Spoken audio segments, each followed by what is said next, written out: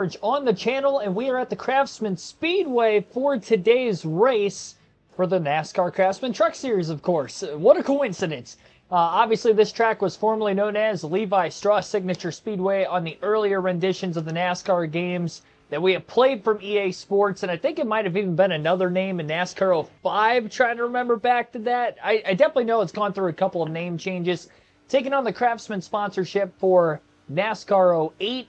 I haven't touched this game since last Friday, and we did win the Truck Series race at Michigan that night in dominating fashion. I have not practiced. I will be qualifying here on the stream, and as far as the race itself goes, we'll have to see how that will end up shaping out.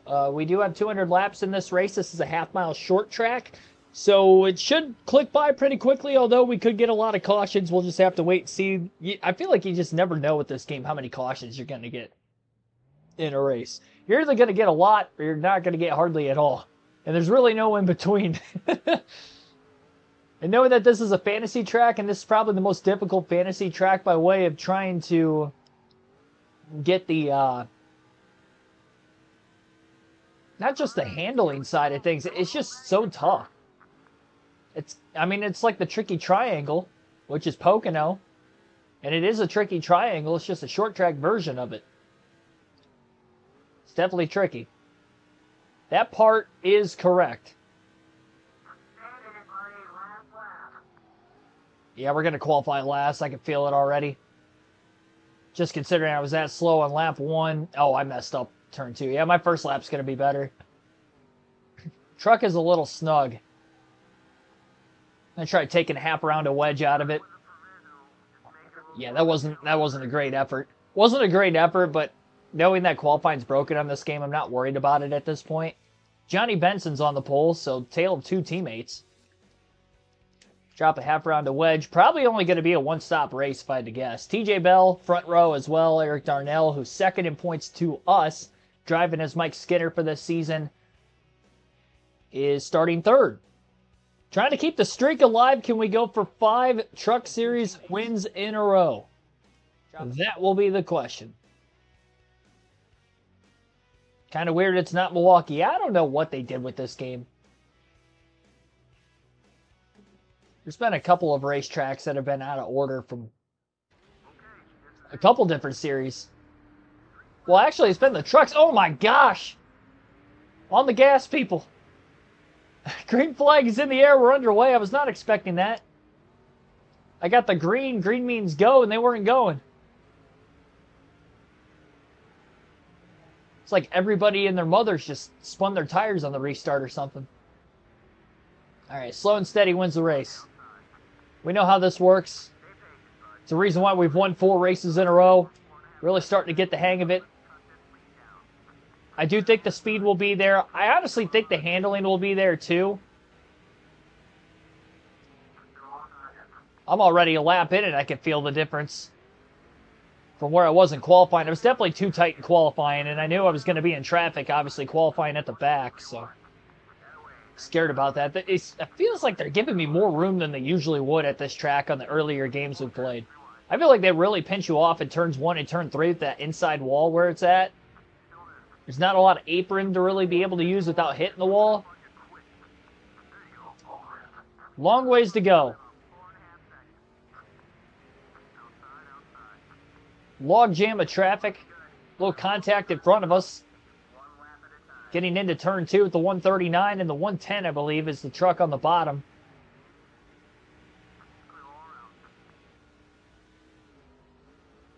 Just got to stay low and go. Wade Jackson Robinson, thanks for tuning in. Welcome to Chicago. Doesn't it look like Chicago? I'm trying to figure out what city that is. Obviously, this is the first I've seen this track on this game, and I definitely don't remember there being a city skyline off of turn 3. That's definitely new. I have no clue what city that's actually supposed to be. Is it actually supposed to be Chicago? It looks like a big city. Having driven through Chicago before, it does kind of look like Chicago. Ethan Jewett, thanks for tuning in. Only one pit stop. I have no clue. We have not raced here in any series on this game, so no idea. It doesn't really carry over from NASCAR 07. Honestly, NASCAR 07 and NASCAR 08, they feel like two completely different games. There are very little similarities. Most of them are graphics-wise. I can't believe how different these two games are. Honestly, it's probably the biggest difference from game to game since Thunder 04 and NASCAR 05 on the EA series so far. And even then, I feel like this is a bigger split between the two games from what we've played so far. I mean, it just races different. I can't race this like any other NASCAR game I've ever played.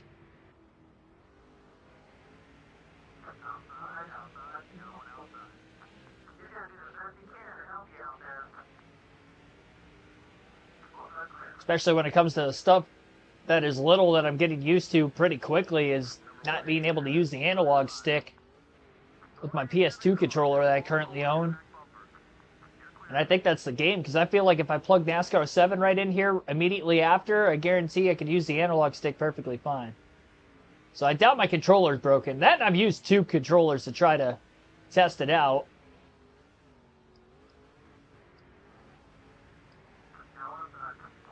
Got a 40-second. I think you might have to up the difficulty if you got a 40-second lead.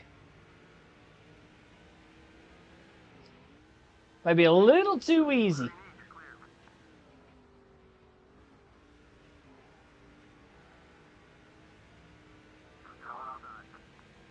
Already got 13 likes on the stream. Greatly appreciate that, everybody.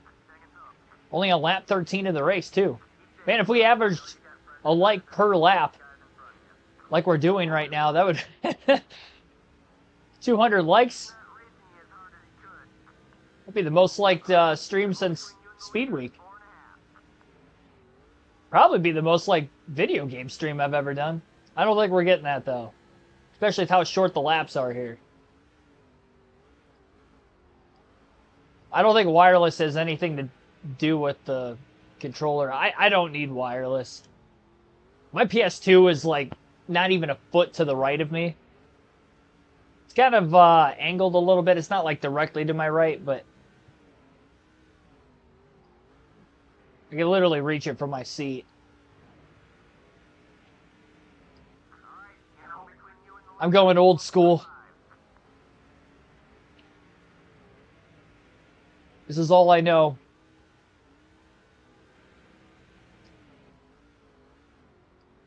Well, we've gotten to 12th already, and it's only lap 16. Still 3.5 seconds plus off the race lead. And Johnny Benson's led every lap so far. A little contact into turn 1, pass made for 10th. Truck still feels a little tight. I'm curious to see what it's going to be like, 50 plus laps from now on the same tires. If it's going to free up as the run carries on or what.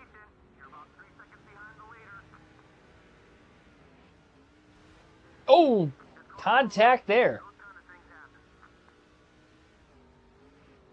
Second time somebody's gotten into one another right in front of us in turn 2. Definitely don't want to damage our truck too badly.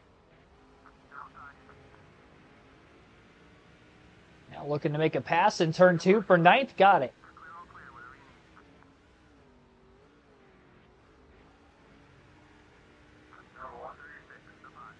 And trying to make a pass now for 8th place, down towards turn 1. Little contact getting into the corner. Got squeezed a bit on that right rear corner panel. Pinched off, if you will, but kept it off the inside wall.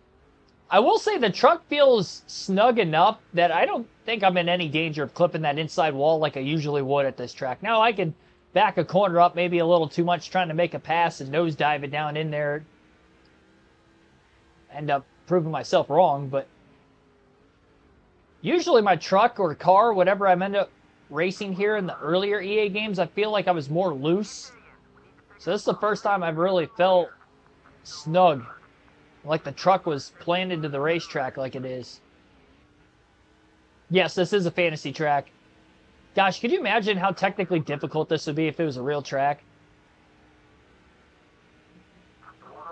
It feels bigger than a half mile, and I think that's because the lap times are so much slower with the extra turn. Like, this has the feel of a 3/4 mile to a mile racetrack, not a half mile. I guess the lap times are similar to Martinsville. Surprisingly. You're pretty much on throttle almost all the way through turn 2. It depends on how you angle out of turn 1. On whether or not I have to burp the throttle going through that corner. It's definitely a feel thing. Where's it located? I have zero clue. I don't know where any of the fantasy tracks are located. I never really paid too much attention. I know what some of them seem to be modeled after, but as far as this one, I don't know that this track is modeled after anything, nor do I know the location.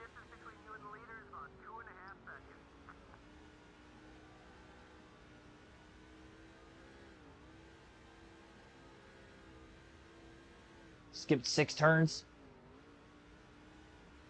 Yeah, just shortening the course. I think they're just trying to keep traffic bunched up more.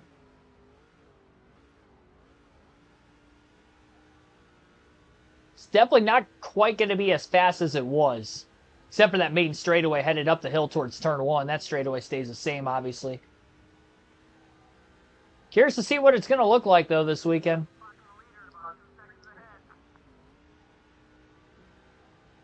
Yeah, this is definitely mini Pocono. At 29 this time by. Got up to 5th. And all 4 trucks that are battling for the lead are not that far ahead. Still no lap traffic for the leaders as we are at lap 29. And we'll have to wait and see if this is, again, going to be a 1 or a 2 stop race. It's all going to be dependent on when we get to halfway out of gas. Just ran our fastest lap of the race in the open there. Having that clean air advantage, 17.610. Full 10th quicker than the original fastest lap here through the first 30. There's Johnny Benson obviously still leading the way. Another fastest lap. Now we're down to the 17.593. Picking Zilich to win bold. Oh, wow, you're taking him to win Cup in his debut. That's bold. That is very bold. Yeah, I don't like that. I think he could have a good run, but I would pump the brakes on him going out there and doing what an SVG did. I know he's really talented on road courses, and he won his first one in the Xfinity Series, but you also got to think that I feel that the Truck Series, the trucks seem to handle more similarly to a Cup car than what an Xfinity Series car does. And his truck debut at COTA wasn't great. I think he still got a top 10 and he had a good comeback, but he made some mistakes that cost him along the way. And really, all race, he never had the quickest truck. He was probably second or third fastest.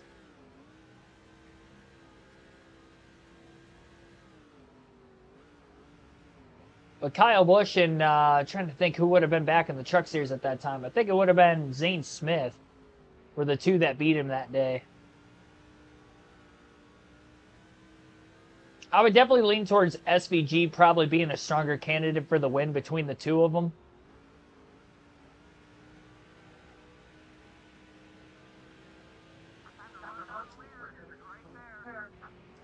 You also got to think, too, though, SVG doing that in his first career start, that literally hadn't been done since the 70s. That was the only time that anybody's ever won in their Cup Series debut, in the Cup Series, obviously, in the modern era. So that's literally something that a lot of fans have just never seen. Fans, the sport alike.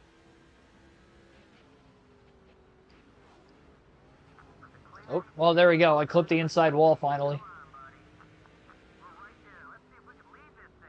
Took me 38 laps. Kind of figured I'd end up doing it at some point. Proved myself wrong. Right rear's already wearing out. That's not good. We're really early in the run. It's pacey well enough to make it to lap 100, but that means the last 30 laps or so, that right rear is going to be on fire. Up to second off of turn 1 into turn 2. Trailing behind teammate Johnny Benson.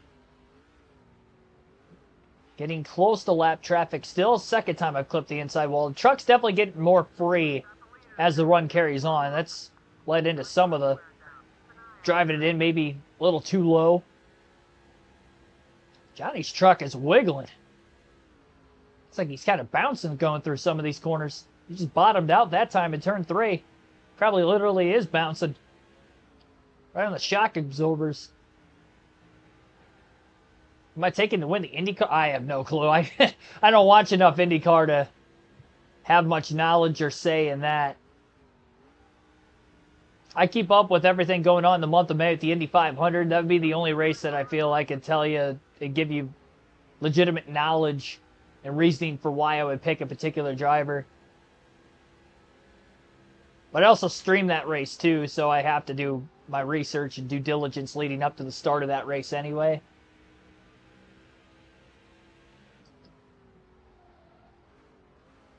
A little free. I can't drive it in quite as deep as Johnny Benson right now, but still going to get underneath him off turn 2 and look to clear into 3.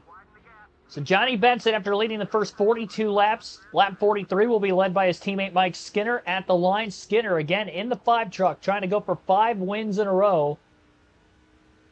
Had a 295-point lead over Eric Darnell coming into the race. Darnell currently sits in 5th and hasn't led any laps, so no bonus points. And now Mike Skinner looking to try to pull away here with his first lead of the race.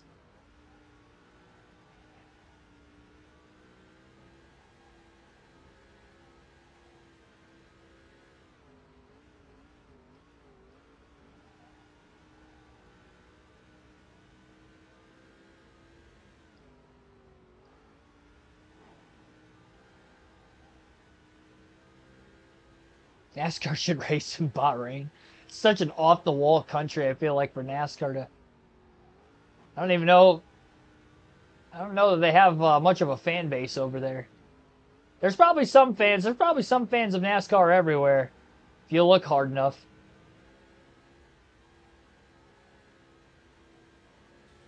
Oof. Wall scrape. It was the first time I got against the outside wall. Slight scrape, nothing major. We're good. First lap truck in the books. Yeah, honestly, this truck has real speed today.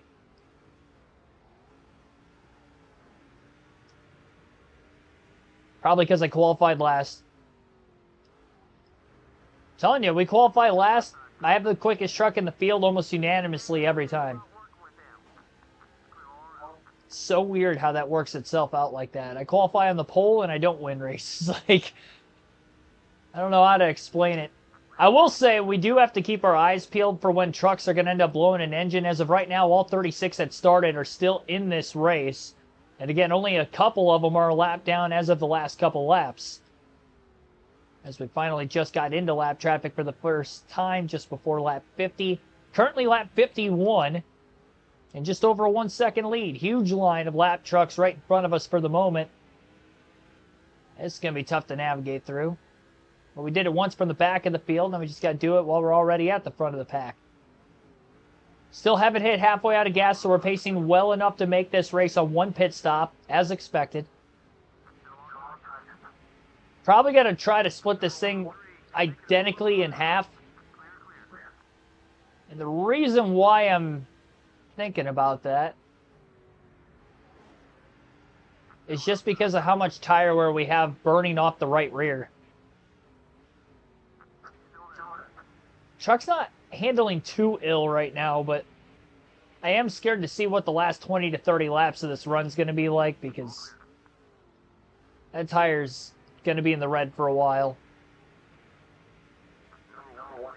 Contacted YouTube about the Rolex 24 stream. I have no clue why nobody's able to watch that. I can't even get into it.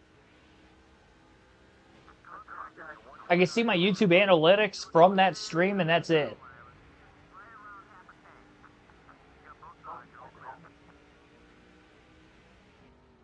I do need to try to re-upload the videos I tried to put out Sunday night. I don't even know how many people actually saw that I uploaded videos, but I ended up getting copyrighted for the highlight videos from the race on Sunday specifically. It's so weird. The truck race, put it up fine. Daytona 500 last week, put up clips from that race with my commentary as well. Hang on, hang on. Oh. Everybody's running into everybody. We're good, we made it. First truck to blow a motor. Look at these guys. Two-wheeling it around us. Right sides only. I think that was a speed glitch that just went on there. It might still be going on.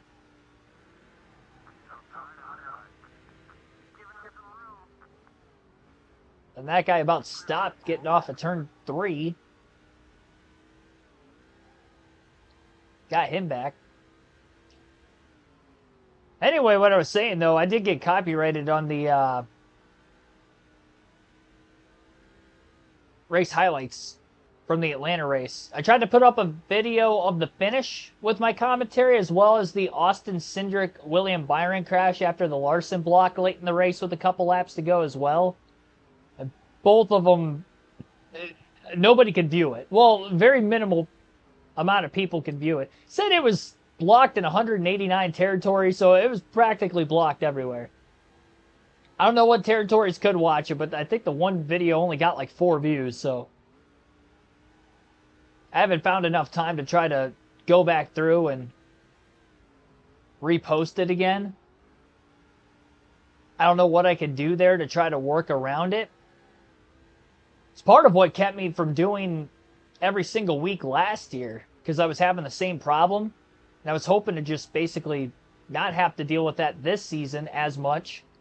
I was going to really try to put it out every week regardless. And so far I have, but Sunday, for some reason in particular, been having issues trying to upload it.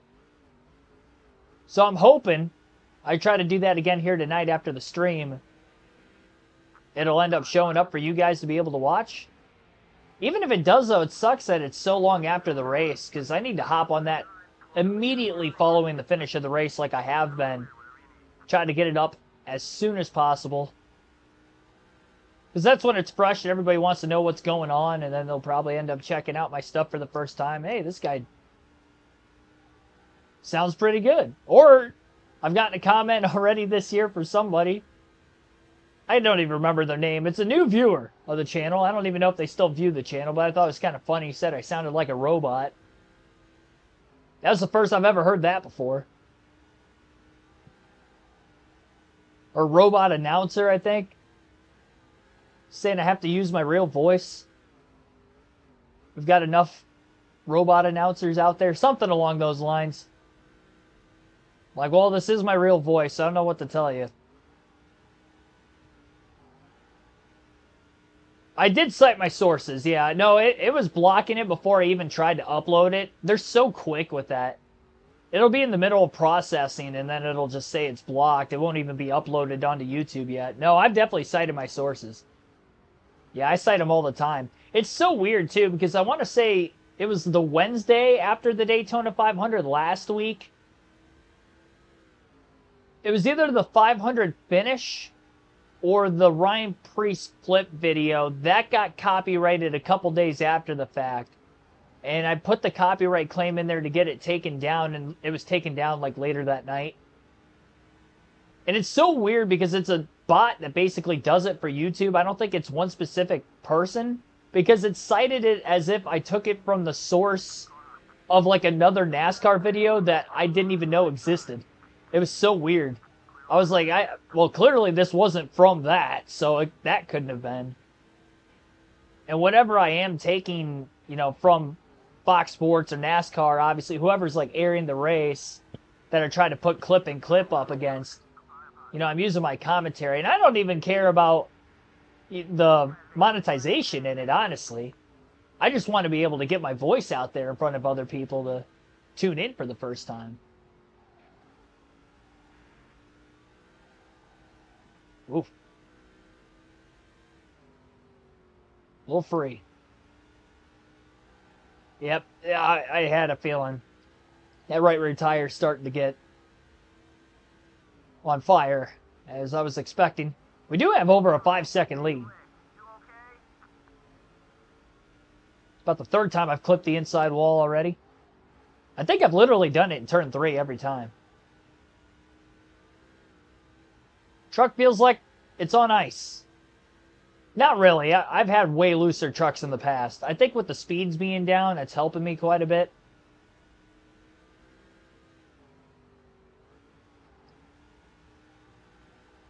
Gary Cooper, by the way, thank you for tuning in.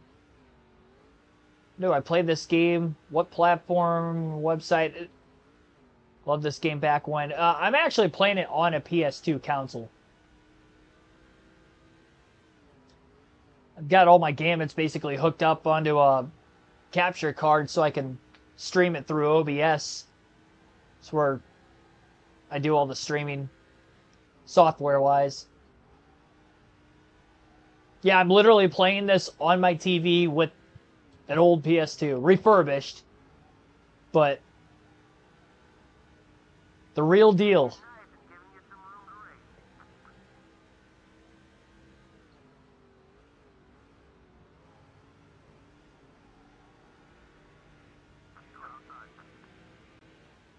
Yeah, as far as the Rolex 24 stream, though, that is so weird that I can't view it at all.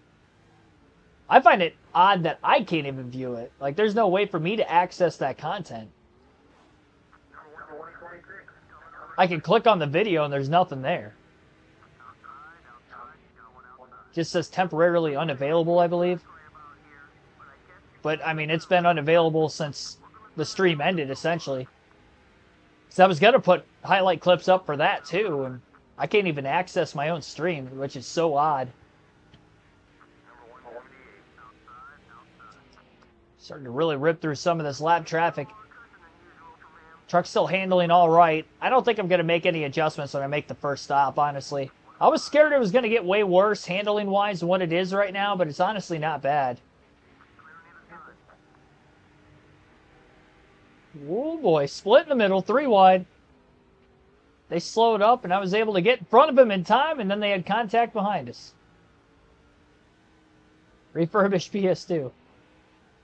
It didn't cost me much. I bought it off of Amazon. I would imagine they probably still got some available. They probably always got some available. They probably get X amount of people trading stuff in like that too.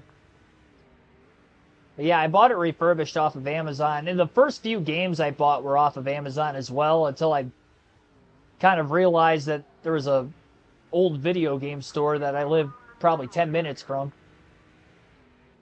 I didn't realize they were still in business, otherwise I would have been giving them my business the entire time.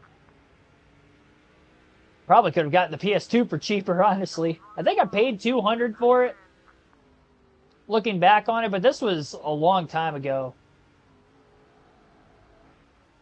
Big slide.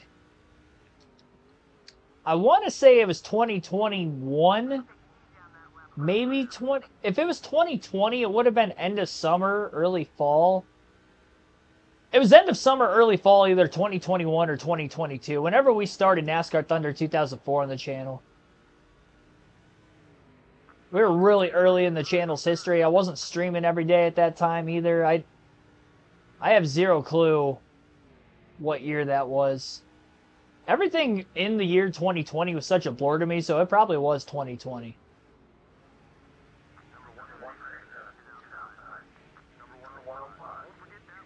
Got your PS2 during COVID. Off of eBay.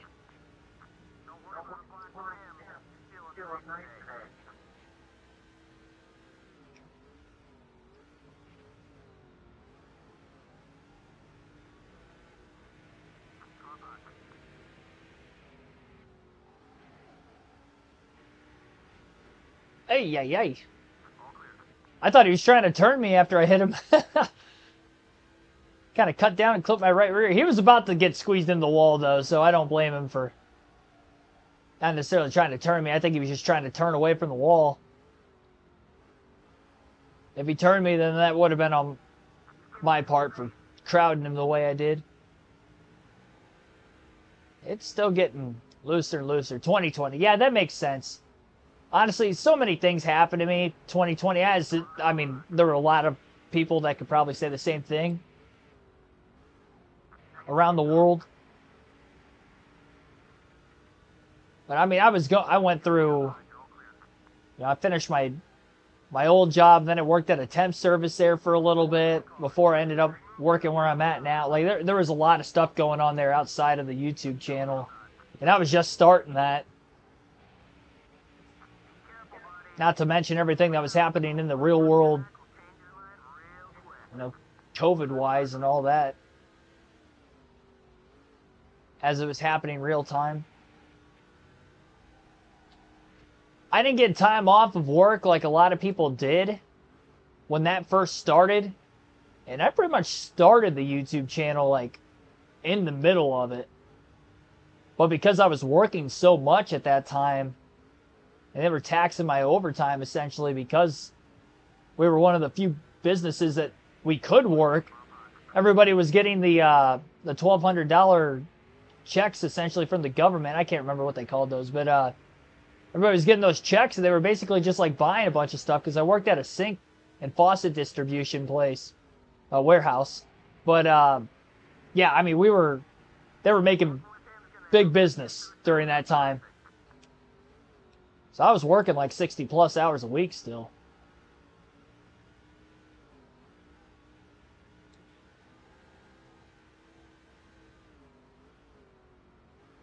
Wild times.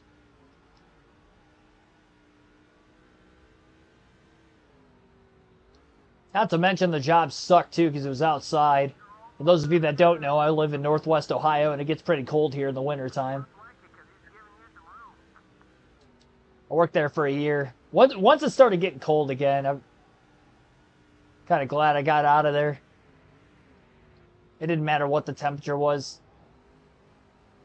9 degrees today? Well, it looks like I'm going to be working outside 9-degree temperatures for 15 hours. Stupid. I mean, even like construction workers and stuff, like they don't work when it's that cold, when it's outside.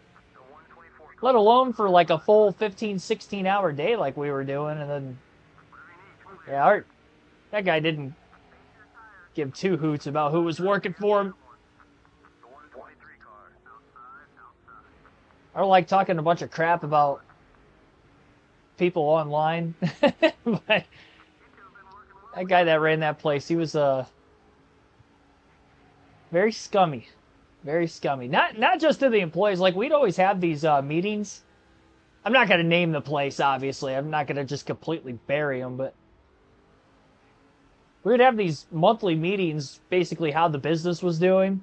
And he would always, like, basically gloat about running somebody else out of business and stuff, or buying out somebody else's business. It was so weird. I've never seen anybody like that arrogant with that much money. It was okay to just express that arrogance to literally everybody that was working for him. It was so odd. And those people probably exist everywhere, but that was like the first and really the only time since that I've ever experienced something like that. It was honestly uncomfortable. Because in the heat of the moment, you're like, man, I really don't want to work for this guy. Like what I'm doing here, is it okay? Like, I started to feel like a shitty person because I was working there. We're just running local business. It wasn't like a big chain place either. I mean, it was obviously just based out of the Toledo area. So all these smaller businesses that he was buying or, putting out of business because we were the competition. Yeah, it was so strange. Not to mention, you probably had people working for you that came from those places too, and like they're gloating about like, oh yeah, remember when you didn't have a job for like it doesn't make any sense. He was younger, I will say. That probably had a lot to do with it. This was probably his first go around when it comes to like owning a business or something. He was probably about 30 years old. I don't know if he upstarted it or if I would imagine he probably did. But yeah, I don't know. It just seemed... I like to think I'm a humble person. I see stuff like that. It does bother me. Leave your ego at the door. Fuel load's getting light. We're going to end up pitting here very soon. I could pit right now if I really want to. If you haven't noticed the truck being completely sideways for about the last dozen laps, the tires are definitely shot at this point in the run as well. A little bit better truck control here the last several laps at least. Coming in. I don't want to be the first to pit on a short track because a caution could come out and really bang us here, but I don't want to risk running out of gas either.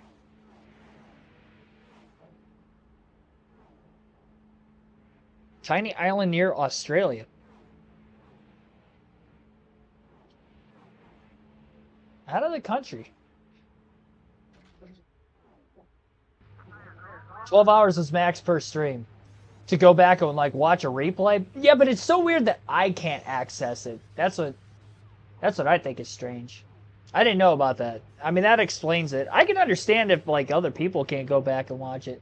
And that must be something new too, because I've definitely gone back and rewatched streams that were, 24 hours from other YouTubers in the past, and it was still up.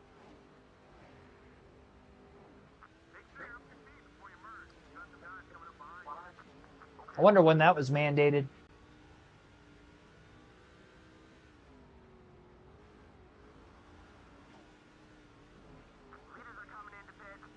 All right, well, just past halfway, we pit. Everybody else coming down, lap or two after. Currently, we're a lap down at 24, so we really need this to cycle all the way through without any cautions. We are still caution-free in this race, might I add.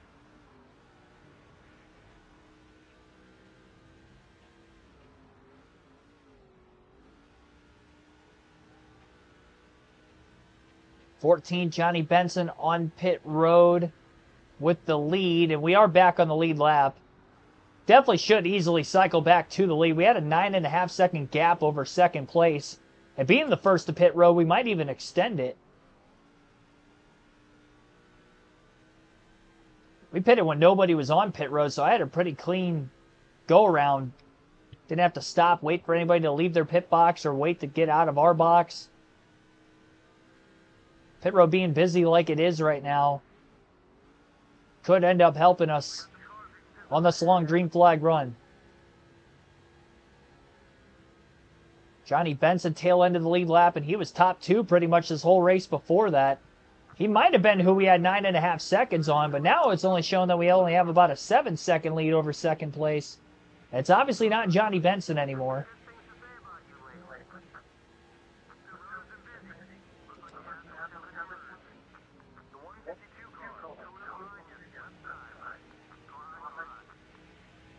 Been a little bit of contact around the racetrack, but nothing too bad. Benson losing a lap. 90 to go this time by. We've had 4 caution-free truck races, but only one of them was a 100% race, and that was the season opener at Daytona. We had 2 cautions at Michigan in our last race. But here today, none so far. Now, the last caution at Michigan, though, was in the final 10 laps of the race, so maybe we see another late caution back-to-back races. It's very well possible. I feel like we do get late yellows quite often in this game. Not as often in the Truck Series as I feel the Busch and the Cup side. Especially in the Cup Series, I feel like we get cautions in the final 20 laps almost all the time in the Cup Series. Feels like real life sometimes. Doesn't matter what track we're on, we're always wrecking late. Sometimes me included. Mark DeMar, thanks for tuning in. I didn't see you in the chat earlier. Michael Turner, also welcome to the stream.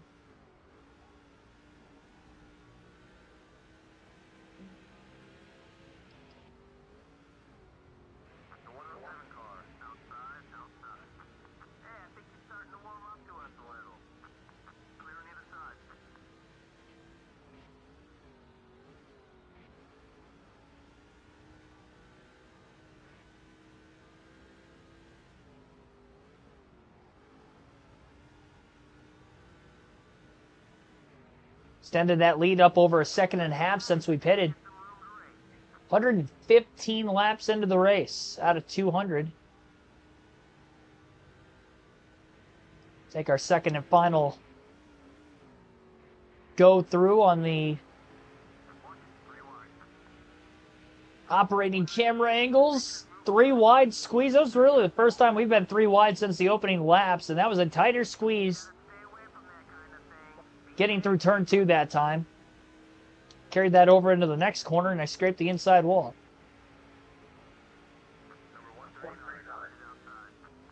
(17.540) fastest lap. I've noticed that I have ran my fastest lap a couple times since leaving the pits. Oh, I just got hit from behind.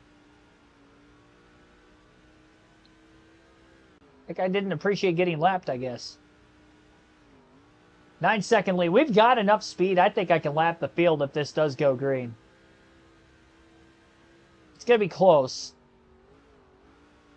We've already lapped well inside the top 10.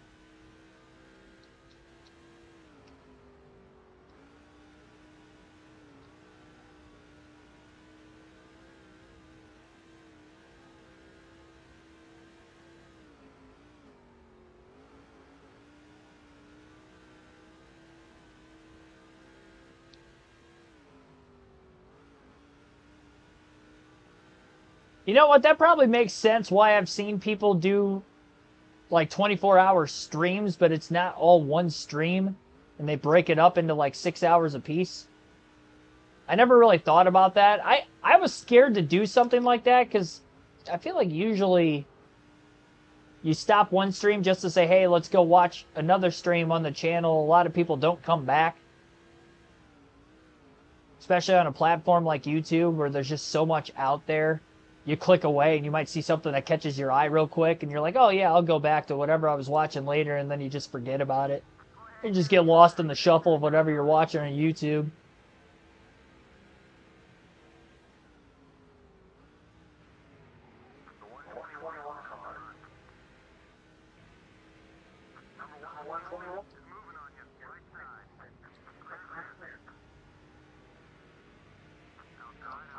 That just means I'll have to record clips as I go next year, so I don't run into that problem again. Fuel good to the end, yes. No problem for fuel. Tires are going to be really worn out those last 10 laps or so, again, just like we had in that first run. Oof. It's a truck, buddy.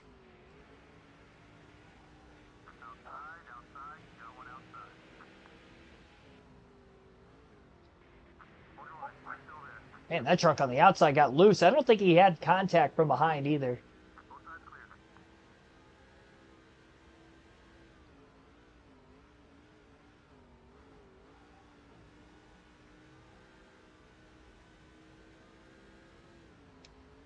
Oh, we got to stack up. Somebody probably blowing an engine again. We had this earlier. Just gas her up.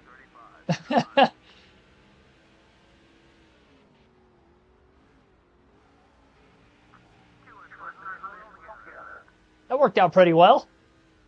Nothing but clean air in front of us. Got by everybody. Extended our lead a little bit. About 9 seconds. Now it's just over 12. About 13. Now we got a speed glitch going on. Got guys mowing the wall down past. That guy just chastained. Oh, we got more. Got more problems. That's what's going on here. Second time in about 3 laps. Somebody has blown a motor.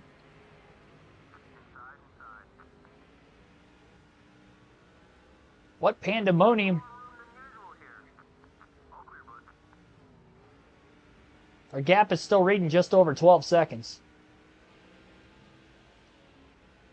Now it's under 12.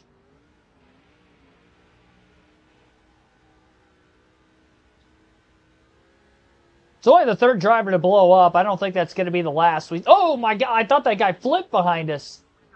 Oh, it definitely caused a caution. Did he actually flip? He was off the ground. Oh my gosh. That was like over a whole straightaway he was doing that for.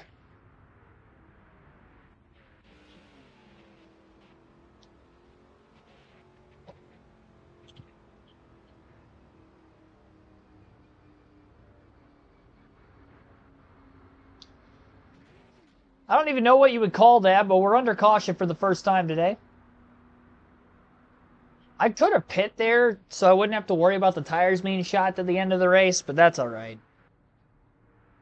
I'll consider it next time, if there is a next time. That might be the only yellow. Green flag is in the air.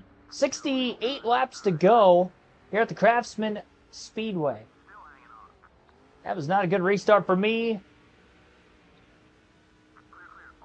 Have to mow the wall down. If I didn't lock the brakes up there, I definitely was going to hit that wall. Not a great restart for Mike Skinner up on the outside. Haven't really been on the outside lane hardly at all today. Fight to try to get back down to the bottom and finally did. First lap led of the day for Quapple in the 6. Not Carson Quapple, his dad Travis. Running in the truck series in the 6 truck for Roush in this game. Skinner back to the lead. Quapple goes deep into turn 3, almost up against the wall. Speaking up against the wall, there's some smoke over towards turn 1. No caution there from the last lap. And it took almost 50 laps to get into lap traffic earlier. Outside of that one truck that's up in front of us, it's going to be a long time before we catch anybody else. I don't know who this is. Is that the one? It looks like the 101 font, but I doubt that that's right. Well, whoever just got in front of us got their lap back. Temporarily, at least. Might be Chad McCumbee. Is it the 08? It's so hard for me to tell with these old graphics. Numbers are so squished together. I feel like it's worse with this game than what it was the earlier EA games for some reason when it comes to the number icons. Especially if it's a triple-digit number. Half a tenth quicker than our original fastest lap. 17.490 in the open for Mike Skinner.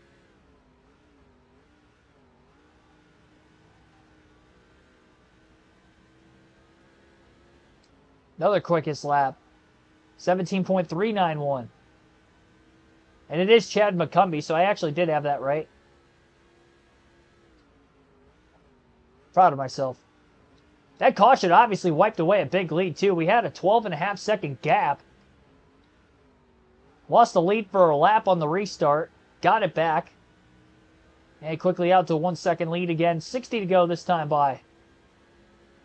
A lot of time left in this race. I mean, really, 60 laps on a half-mile short track really isn't a lot of time, but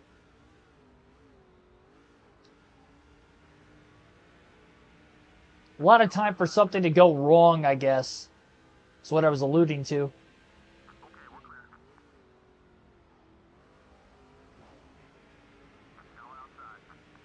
A bump and run on McCumbee. He overdrove the entry on the outside, getting into turn 1, got around him, and now there's nothing but clean air in front of Skinner.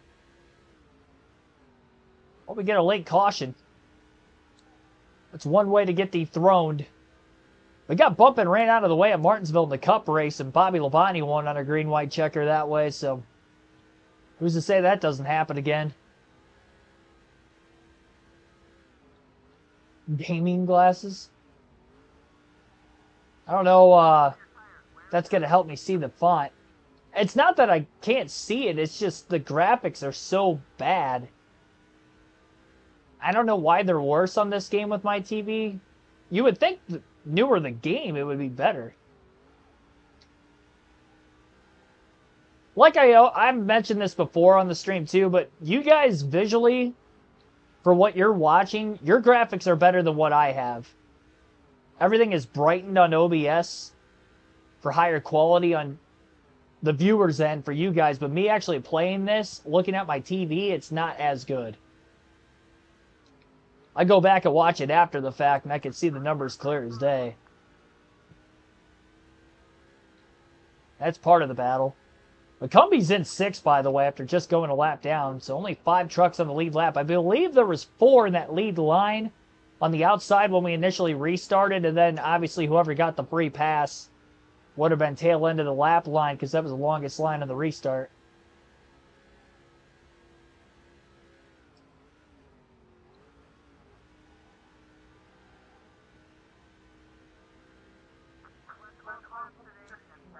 Already clinched the most laps led, 2-second lead, almost 50 to go, just beyond that.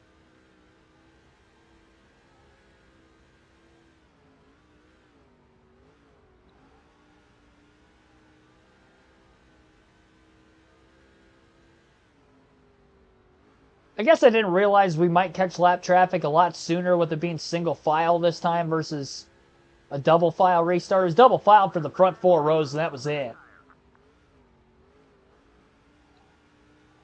So automatically, we're just restarting closer to the back of the pack from where we are at the front.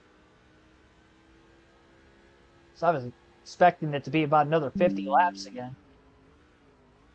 That's clearly not going to be the case because we already see them and we have 50 laps to go. We only restarted 17 laps ago.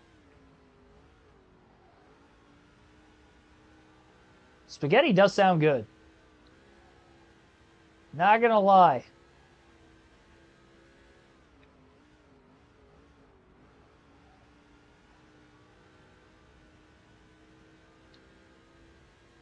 That's got to be one of my favorite meals, honestly. Give me a nice plate of spaghetti. That's up there on that list. That's definitely on the Mount Rushmore of if I were to die tomorrow, what my last meal would be. That would rank up there. That'd be on the Mount Rushmore.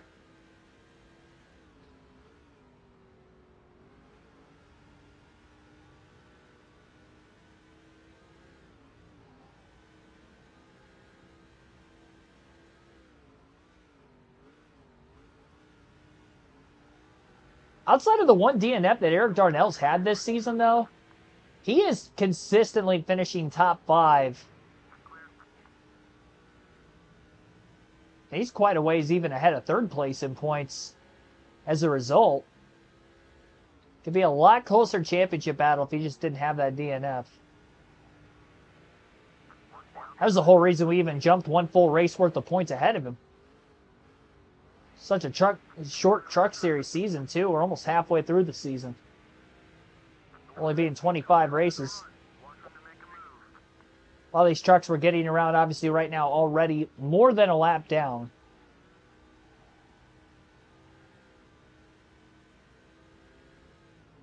Most of them now falling 3 laps down. Some of them 4.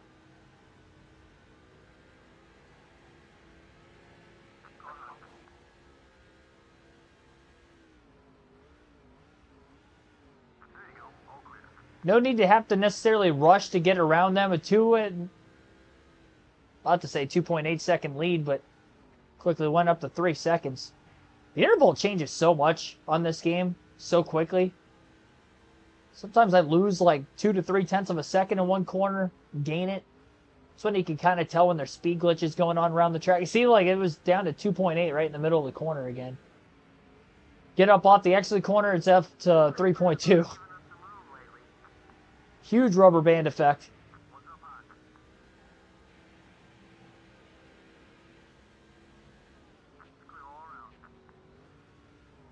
Slice of pizza.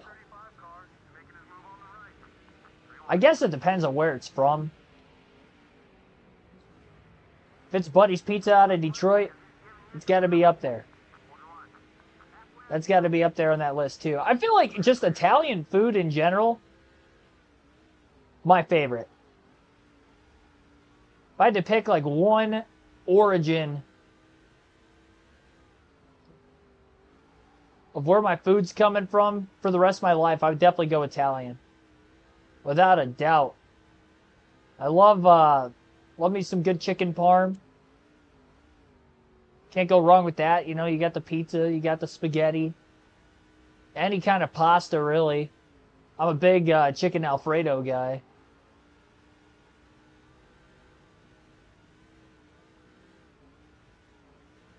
It has to be a Little Caesars, man. That's pretty.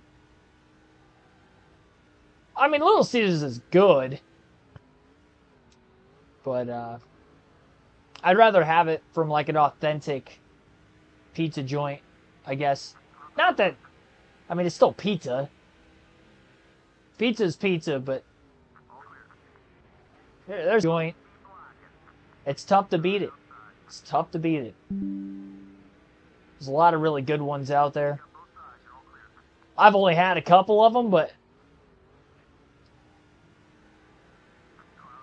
really, I don't think I've ever gotten pizza from anywhere outside of Toledo or Detroit when it comes to just kind of hole-in-the-wall, family-owned pizza places. I rarely would ever get pizza even when I travel out. I do like to try to find at least something, you know, small, not chain-wise, restaurant-wise to eat where I'm going. You know, whether that be for a NASCAR race or wherever I'm at. If I'm gone for a full weekend, I try to take the initiative to find somewhere there. Got to help the local businesses out. Really, of all the times I've done that, there's only one that I kind of regretted going to just because of, not the service, but I didn't really care for the food as much. But more often than not, yeah, it's satisfied me.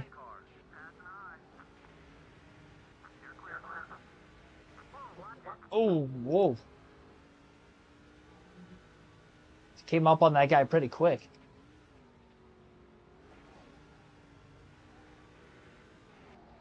Yeah, we're definitely going through speed glitches again. That's twice he's basically stopped right in front of me. I'll go from like 3 truck lanes back to on him in a second.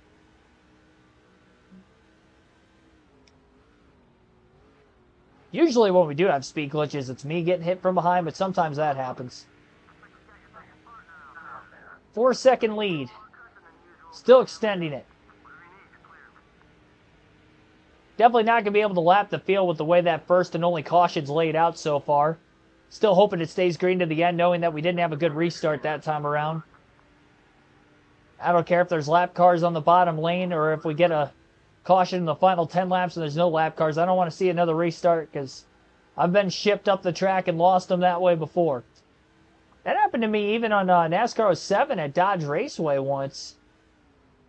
Aaron Crocker won a Busch race on me doing the same thing that Bobby Labonte did in this game in the Cup race at Martinsville that we had on our season. Had restart, 2 to go, shipped me up the track into the first turn, never had a chance to get back to him. Tell you what, when they've done it right. They better run and hide because I'm not going to let them go down that easy. I still have not yet paid Bobby Labonte back for that. I've had opportunities to, but I just don't really care to. It's kind of in the past. I've won races since. Heat of the moment, I was upset.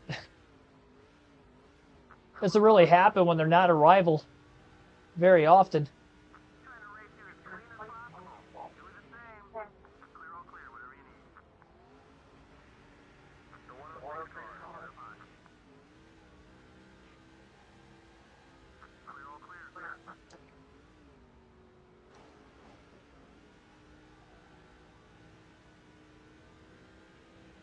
Johnny Benson about to go 2 laps down. He's popping wheelies in turn 1.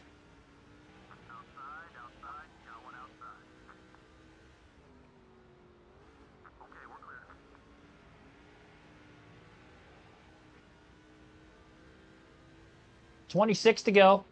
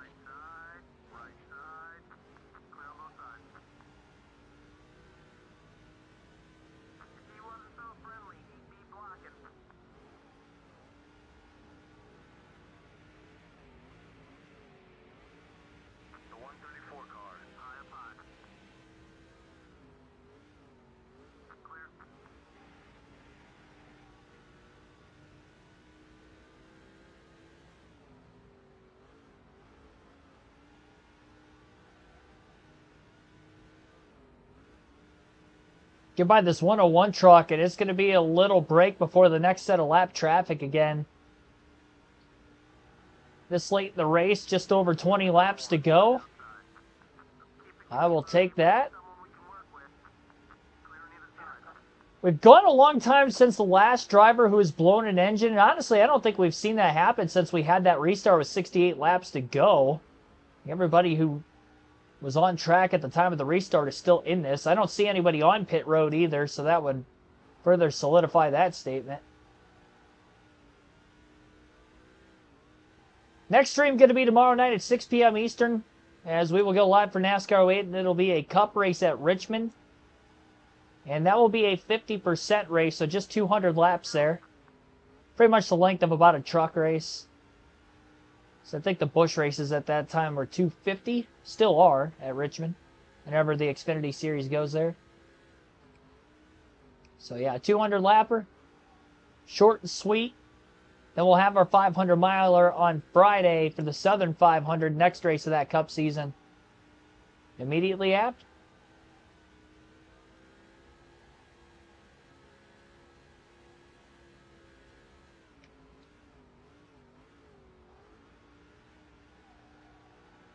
Oh boy. Wolfrey trying to get back into the gas a bit too soon there. Tires are very worn out at this point in the run. Did in that first run. A couple extra caution laps to work through probably helped too. Just less green flag laps. Plus I pitted, I think at lap 102. Would have exited pit road at lap 103. So overall, the caution laps, the fact we pitted a little bit past halfway, this run technically isn't going to be quite as long as the last run, so maybe our struggle isn't going to be for quite as long either. Both right side tires in the red on our tire wear indicator. With when they've gotten there, we won't have to worry about any tire blowouts, thankfully, as long as I don't get too sideways and really start working them. Just keep managing them the way I'm doing right now. Keep it off the wall, obviously. Try not to make any contact. Everything's going good for Mike Skinner. 15 laps to go, this time by the line. Catching up to that big pack of lap trucks. They were 3 wide getting into turn 1 up there at the front of it.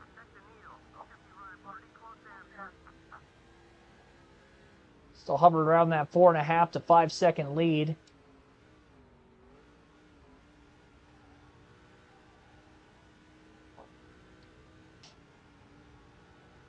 Kind of creeping up on the lap traffic slightly. Gonna take my time.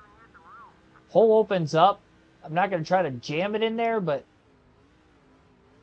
it's going to have to be wide open for me to feel really comfortable on these old tires trying to make the pass with no contact.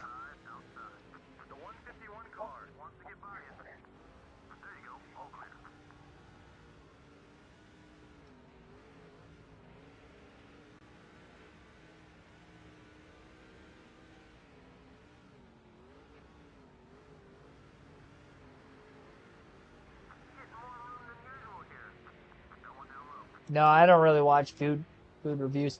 I remember there for a little bit of time I would watch Dave Portnoy's Pizza Bite review, or One Bite, whatever that was called. That was a few years ago, last time I checked that out. That's really about the only time I've ever watched a food review. Oh my gosh, got another truck nearly on his lid. No contact to do that either. That's how we had the last caution. They were just hopping all over the place until the caution flag flew out. You can see all the smoke from it. Middle of that short chute between turns 2 and 3. 10 laps to go at the line.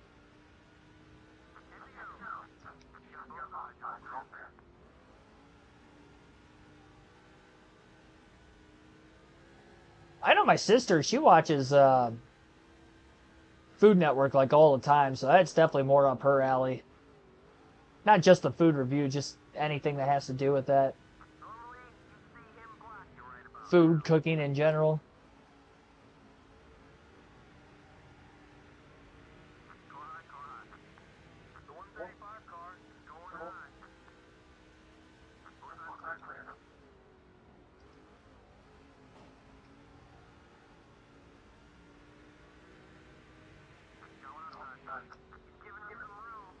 So she's usually cooking like very, very regularly.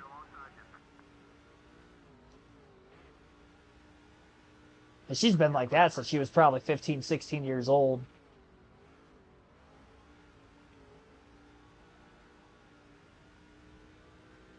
Truck's still very, very free. Lead is extended a bit. Almost 6 seconds. 7 laps to go.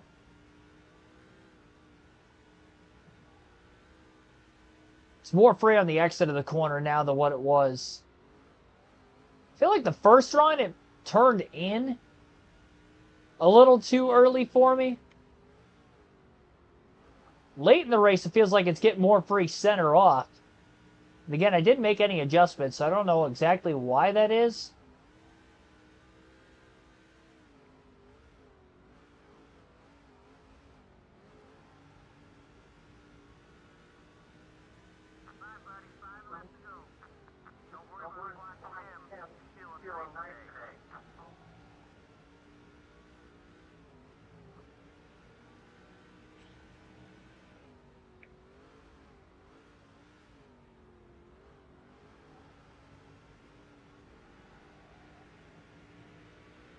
Fishtailing still. Turn 1, turn 3. Turn 2, it's not that bad. I'm not trying to push it 100% through turn 2 like I was either, so kind of mastered that corner. One truck way up the racetrack there. I thought for a second he was going to get hooked in the right rear. Don't need that. 3 laps to go now. Just trying to get to the white flag so we don't have to worry about another restart. Very minimal trucks on the lead lap. Skinner's got this race locked up otherwise. 7-second lead nearly. 2 to go at the line for Mike Skinner around this half-mile triangular-shaped short track. This will be 5 truck wins in a row. And until next week to figure out if we'll end up winning 6 in a row or not. We'll have 2 cup races to round out our NASCAR weight content during the week this week.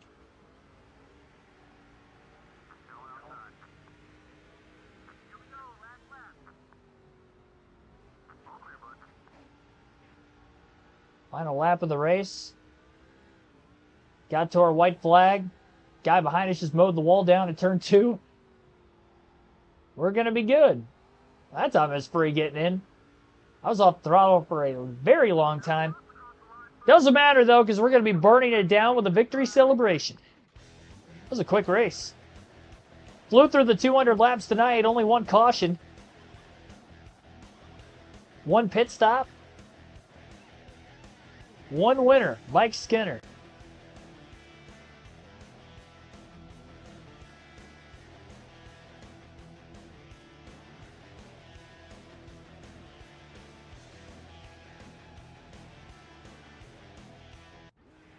All right.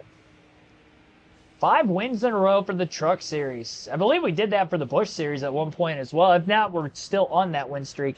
1 hour, 4 minutes, 12 seconds. Total time on the race, 7.6 second margin of victory, 9 lead changes, 1 caution.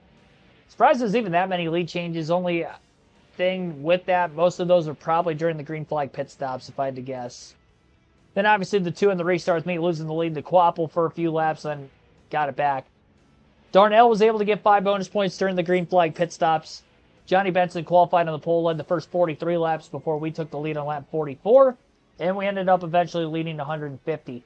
Quapple in second, Eric Darnell third, TJ Bell fourth, Johnny Benson fifth, Chad McCumbee sixth. So all actual drivers in the top 6.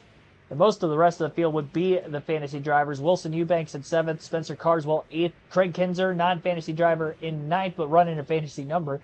And then C. Chapman rounds out the top 10. 3 laps down to the 10th place truck. Only the top 4 finished on the lead lap.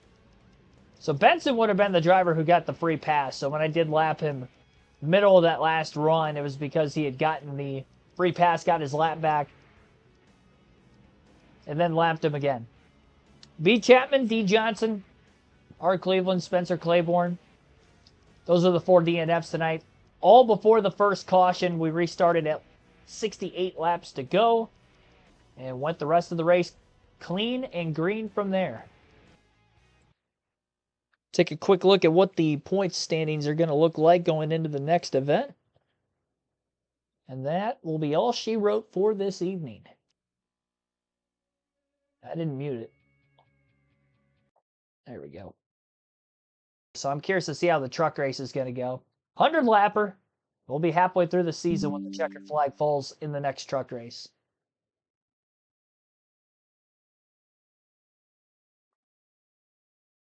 We were up 295 coming into the day. We'll extend the points lead to 320.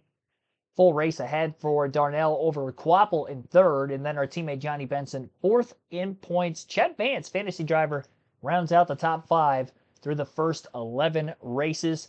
Thank you, everybody, for tuning in here this evening. Again, 6 p.m. tomorrow night. We'll be live yet again, Eastern time, of course. And that will be for the Cup Series at Richmond. 200 lapper, 50% race, our final 50% race of that series on the channel. And I think of any of the top 3 series, I believe that'll be the 4th and final one for all 4 of them. So appreciate it as always. Thank you for watching. See you guys tomorrow night.